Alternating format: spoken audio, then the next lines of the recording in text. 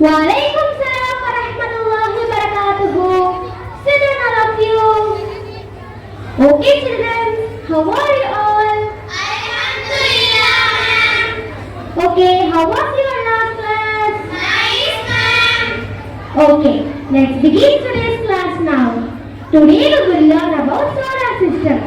All of you take page number 54. Okay, students, இன்னைக்கு நம்ம solar system பத்தி பார்க்க போறோம். இந்த சாப்டர் பார்க்க போறதுக்கு முன்னாடி நம்ம ஒரு கேம் ப்ளே பண்ணலாமா? சரி, உங்களோட கற்பனையான ஆசைகளை சொல்லுங்க ஸ்டூடண்ட்ஸ். ஒன் பை ஒன்னா. மேம், எனக்கு மேகத்துல மிதக்கணும் போல ஆசையா இருக்கு மேம். மேகமே பஞ்சு போல இருக்கு. அதுல உட்கார்ந்தா கீழே வந்துரும். நம்ம எப்படி மிதக்க முடியும் மேம்? ஓ ஐஷா, மேகம் பார்ப்பதற்கு பஞ்சு போல இருந்தாலும் கிட்டத்தட்ட 5 லட்சம் கிலோகிராமா இருக்கும். சிம்பிளா சொல்லணும்னா 100 யானைக்கு சமம். இத பத்தி அல்லாஹ் குர்ஆன்ல 1400 வருஷத்துக்கு முன்னாடியே சொல்லியிருக்கான்.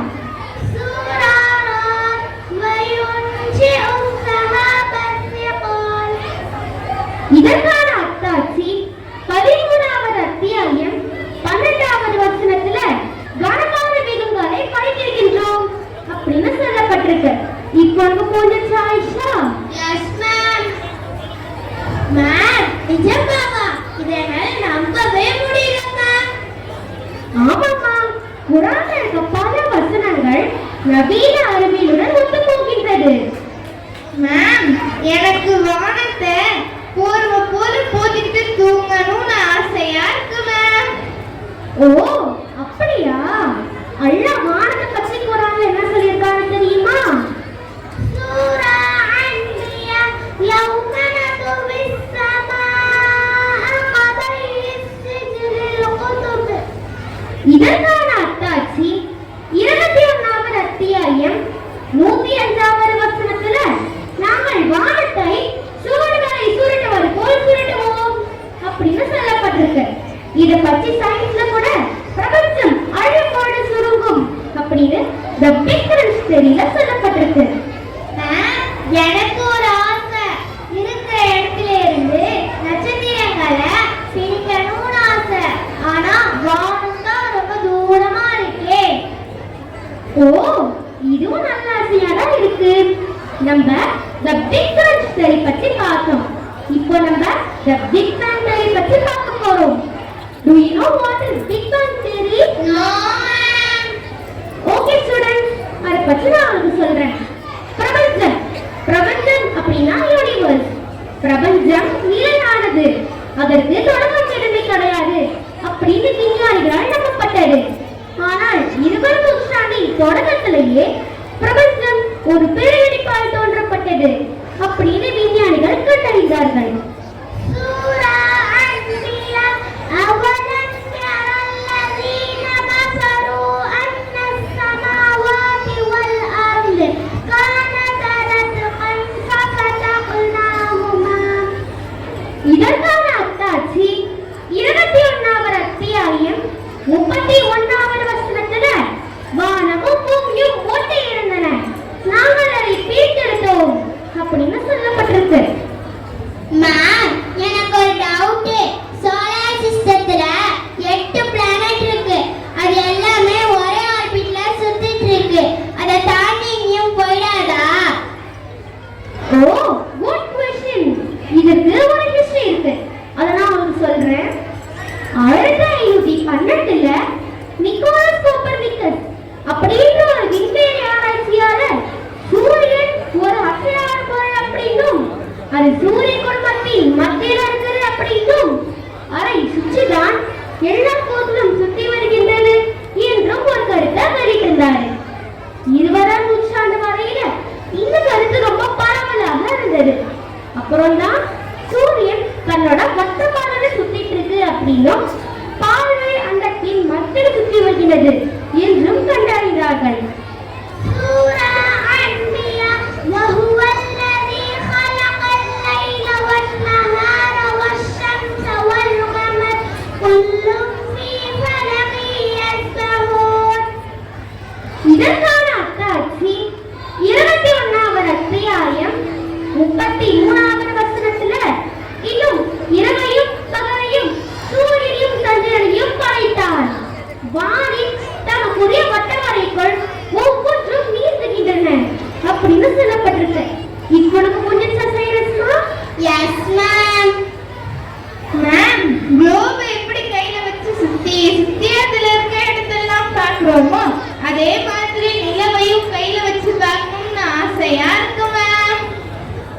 ஓ அப்படியா? அது மாதிரி நிலவு நம்ம கையில வச்சு பார்த்தால் அதுல ஒரு விரிசல் தெரியும். அது ஒரு நாள் இரவு நேரத்துல மக்கள்வாசிகள் எல்லாம் ஒரு அற்புதத்தை காட்டும்படி நபி ஸல்லல்லாஹு அலைஹி வஸல்லம் கிட்ட கேட்டாங்க. அதற்கு நபி ஸல்லல்லாஹு அலைஹி வஸல்லம் சந்திரனை நோக்கி அவங்க விரல் நீட்டி சைகை செய்தாங்க. உடனே அந்த சந்திரன் 2 துண்டுகளாக பிளந்தது. இத அங்கிருந்த அனைவரும் பார்த்தார்கள். பிறகு அந்த 2 துண்டுகளும் ஒன்றுடன் ஒன்று சேர்ந்து முன்பிருந்த மாதிரியே ஆயிடுச்சு. இதுதான் சந்திரனை பிளந்த அதிசயம் அப்படின்னு சொல்லப்படுது.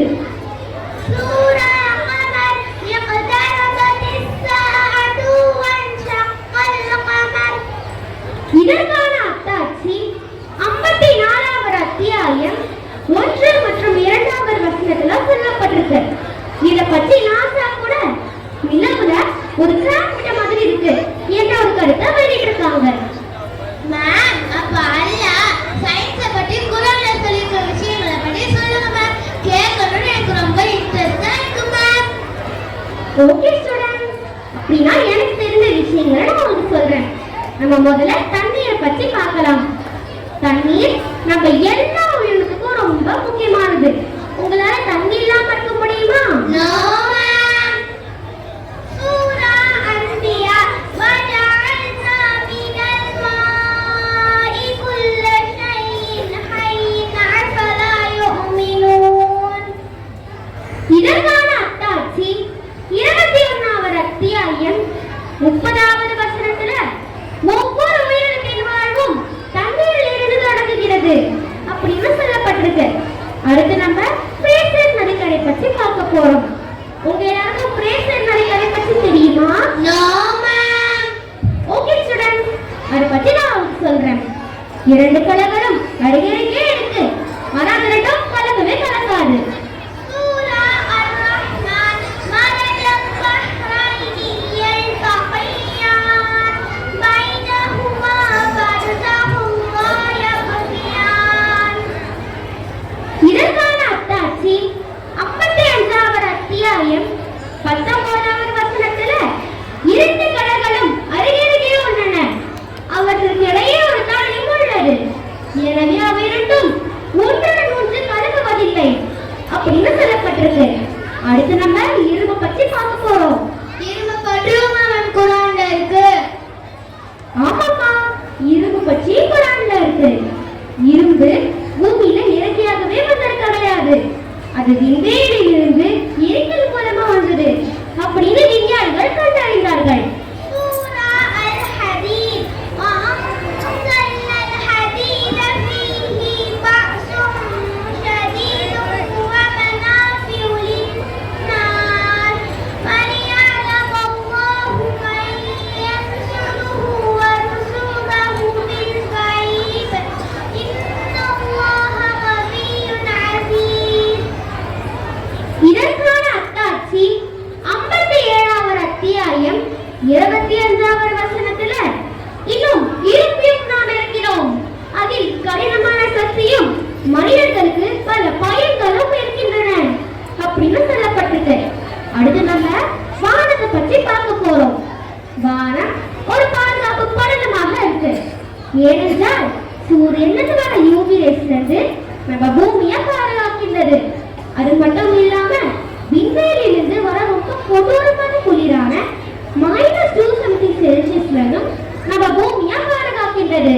சூரா அன்பியா வஜஅல்னா ஸமாஅ ஸக்ஃபன் மஹ்ஃபூபா வஹும் மன் ஆயாத்திஹா முஅரிலூன். இதற்கான அத்தாட்சி 21வது அத்தியாயம் 32வது வசனத்துல வானத்தை பாதுகாக்கப்பட்ட ஒரு கூரையாகவும் அமைத்தோம் அப்படின்னு சொல்லப்பட்டிருக்கு. It's not a book of science, but book of science. சயின்ஸ்ல சொல்லப்படாத இன்னும் பல விஷயங்கள் குர்ஆன்ல இருக்கு. அதை நாம் தான் மேலும் மேலும் படித்து தெரிஞ்சுக்கிட்டு ஆராய்ச்சி செய்பவர்களாக இருக்கணும். சூரா அல்-கமர் வலகத் யஸ்ஸர்னல் குர்ஆன லிஸ்ஸிக்ரி ஃபஹல் மின் முத்தகீன். நிச்சயமாக அந்த குர்ஆனை நீங்கள் நன்றாக நினைவில் வைத்துக் வைத்துக் கொள்வதற்காக நாங்கள் எளிமைப்படுத்தியுள்ளோம். எனவே இதிலிருந்து புரிதல் பெறுபவர்களாக இருக்கிறீர்களா? ஏனென்றால் வறுமை நாளில் அல்லாஹ்விடம் நமக்காக பரிந்துரை செய்யக்கூடியது குர்ஆன் தான். அதனால் அந்த குர்ஆனை நாம் தினமும் ஓதக்கூடியவர்களாக இருப்போம் இன்ஷா அல்லாஹ். சுப்ஹானல்லாஹ், அல்லாஹ்வின் அதிசயங்களை எவ்வளவு அருமையாக காட்சிப்படுத்தினார்கள். Next, I would like to call upon young Muhammad Rayhan of 3 to recite Surah Tariq. Assalamu alaikum wa rahmatullahi wa barakatuh. A'udhu billahi minash shaitanir rajim. Suratul Tariq. Bismillahirrahmanirrahim.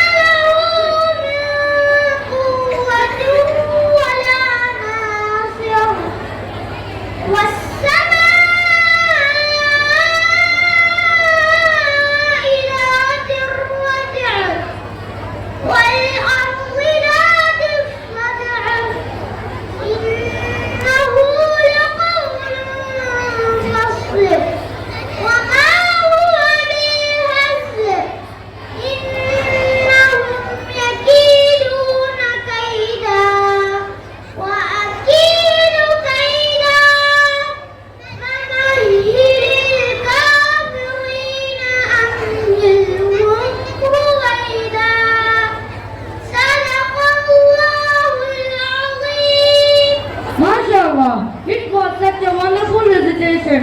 May your recitation resonate with Allah's grace. In the rhythm of the nasheed, they find a connection with Allah, ever kind.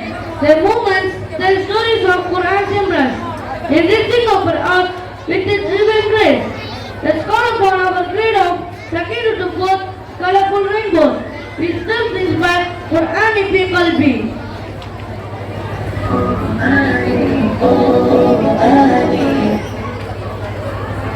في قلبي دوما يغمرني من فيض ضياء آيات المولى تدفعني نحو العليا والكون الواسع في صدري أفضله أرضا وسماء يا ربي قد نلت منايا وبختم كتابك أرضى وبختم كتابك أرضى بشراك يا حافظة القرآن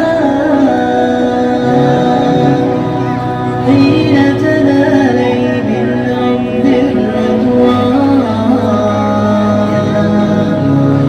ويقال لك ارقي على جدار في يوم تشخص فيه العينان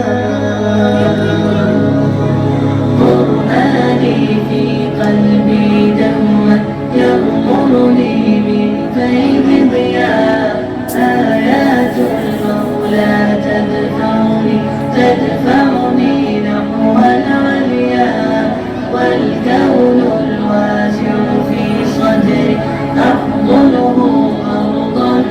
السماء يا ربي قد نلت منايا وبختم كتابك أرضى وبختم كتابك أرضى يا أهل الحفاظ أطل لتحيوا خير الأبناء من حفظوا القرآن وصار للأمة نورا وهدى بقلوب تشخص في فرح حمدا تكبيرا ودعاء يا رب لك الكون ينادي وفق من جاءك يسعى وفق من جاءك يسعى وفق من جاءك يسعى.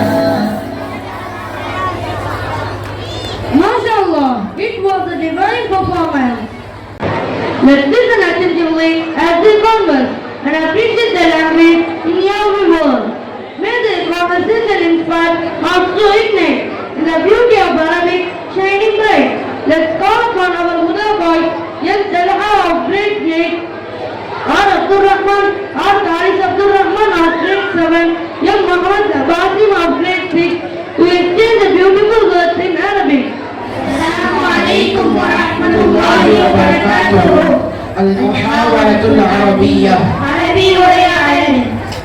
Assalamualaikum warahmatullahi wabarakatuh. وعليكم السلام ورحمة الله وبركاته. Subhanallah bikhair. Allah mengkali berdengar nalawakuanaga. صبحك الله بخير وسعادة. Allah mengkali berdengar innum narbaika nalawakuanaga. Kaifa haluka ya akhi? சகோதரனே நீ எப்படி இருக்கிறாய்? أنا بخير الحمد لله. எல்லா புகழும் அல்லாஹ்விற்கே நான் நன்றாக உள்ளேன். மஸ்முக் உன் பெயர் என்ன? اسمي طلحة. என் பெயர் தல்ஹா. மஸ்முக் வாலிதி உன் தந்தை பெயர் என்ன? اسم والدي نواز علي. என் தந்தை பெயர் நவாஸ் அலி. ஐன பைத்துக் உன் வீடு எங்கே உள்ளது? بيتي في نيليكوبا. என் வீடு நெல்லிக்குப்பத்தில் உள்ளது. மா உம்ருக் உன் வயது என்ன? أنا ابن 14. எனக்கு 14 வயது ஆகிறது. மாதா கராத் நீ என்ன படித்துள்ளாய்? قرأت شيئا من العربية. நான் கொஞ்சம் அரபி படிப்பேன். هل تعرف الكتابة والحساب؟ உனக்கு எழுதவும் இன்னும் கணக்கு போடவும் தெரியுமா? نعم أعرف الكتابة والحساب. ஆம், எனக்கு எழுதவும் தெரியும், இன்னும் கணக்கு போடவும் தெரியும். متى انتسبت إلى المدرسة؟ நீ எப்பொழுது பள்ளிக்கூடத்தில் சேர்ந்தாய்? أنا أتعلم في مدرسة الهدى. நான் சில மாதத்துக்கு முன் சேர்ந்தேன். في أي صف تقرأ؟ நீ என்ன வகுப்பில் படிக்கிறாய்? أنا أقرأ في الصف الثامن. நான் 8ஆம் வகுப்பில் படிக்கின்றேன். ماذا تقرأ؟ நீ என்ன படிக்கிறாய்? أقرأ العلوم الدينية. நான் மார்க்க பள்ளியில் படிக்கின்றேன். متى تحضر المدرسة؟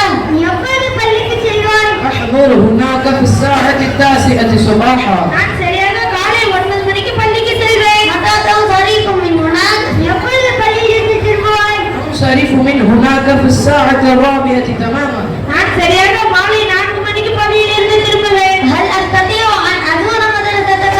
நான் உன் பள்ளியை பார்வையிட வரலாமா? نعم بكل سرور. ஆம், தாராளமாக வரலாம். أين تذهبون؟ எங்கே செல்கிறாய்? أنا أذهب إلى المسجد. நான் பள்ளிவாசலுக்கு செல்கிறேன். لماذا تذهب إلى المسجد؟ ஏன் பள்ளிவாசலுக்கு செல்கிறாய்? أنا أذهب إلى المسجد لصلاة المغرب. நான் மகிழ்ச்சி தொழுவதற்காக பள்ளிவாசலுக்கு செல்கிறேன். ماذا تعمل قبل الصلاة؟ தொழுகைக்கு முன் நீ என்ன செய்வாய்? أنا أتوضأ قبل الصلاة. நான் தொழுகைக்கு முன் உதவி செய்து கொள்வேன். كم ركعة تصلي مع الإمام في المغرب؟ மகரிப் தொழுகை இமாமுடன் எத்தனை ரக்அத் தொழுவாய்? أنا أصلي مع الجماعة 3 ركعات. நான் மகிழ்ச்சி தொழுகை ஜமாத்தோடு 3 ரக்அத் தொழுவேன். متى تصلي العشاء؟ இஷாவுடைய தொழுகை எப்போது தொழுவாய்? أنا أصلي العشاء في الساعة 8. நான் சரியாக இஷா 8 மணிக்கு தொழுவேன். ماذا تعمل قبل صلاة الصبح؟ ஃபஜ்ர் தொழுகைக்கு பின் என்ன செய்வாய்? أنا أتلو القرآن بعد صلاة الصبح. நான் ஃபஜ்ர் தொழுகைக்கு பின் குர்ஆன் ஓதுவேன். أخبارك يسرني. உன்னோட தகவல் எனக்கு மிகவும் மகிழ்ச்சியாக உள்ளது. يسرني لقاؤك.